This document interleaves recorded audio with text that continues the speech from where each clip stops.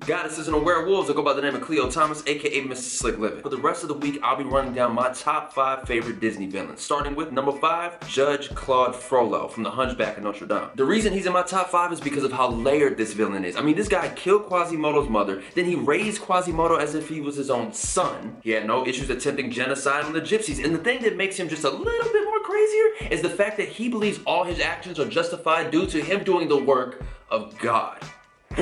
And I haven't even talked about his song, Hellfire. The song is about him having this battle with himself, asking God, why am I having these desires? This woman, Esmeralda, she must have put a witchcraft on me. He reaches into his shirt and brings out her scarf.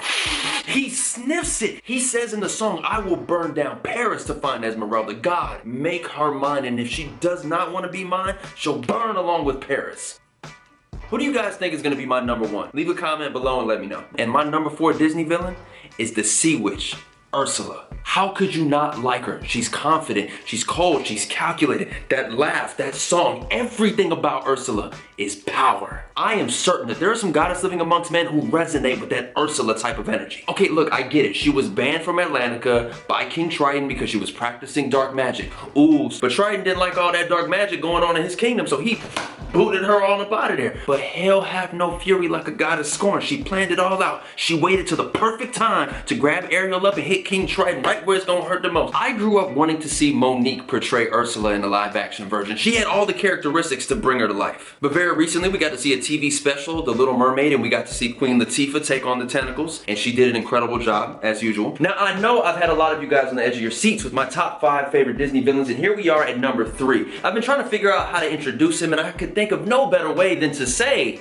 no one strapped like Gaston pulls the gap like Gaston. No one goes blah blah blah blah blah blah like Gaston. Gaston was a man's man. He drank ale, he hunted animals, everybody in the town loved him. I can admit he had some terrible traits. Toxic masculinity, only indulged in his own hubris. Gaston isn't even the real villain of Beauty and the Beast. It's the witch at the beginning of the film who turns the prince into the beast. She pulls up to the castle, she wanna just freeload. The prince says nah, she's like, okay, I'm cursing you, I'm cursing your peoples, I'm cursing the people who work for you, now the people who make your food, they just gonna be the fine china set. But I digress. Now, is it a surprise to anyone that my number 2 Disney villain is Agrabah's royal vizier, Jafar? You gotta understand, Jafar, just like Aladdin, he came from the streets of Agrabah, he worked his way up into the palace, and if we're being honest, the Sultan, Jasmine's father, should have been put out of commission a long time ago. The old man is lazy, lackadaisical, he just want to play with his toys, but Jafar wanted what was best for the people of Agrabah, and who knows the people better of Agrabah than a man who came from those streets? I mean, sure, he was power hungry, he tried to get this tyrannical reign thing going, you know, he turned Jasmine into the red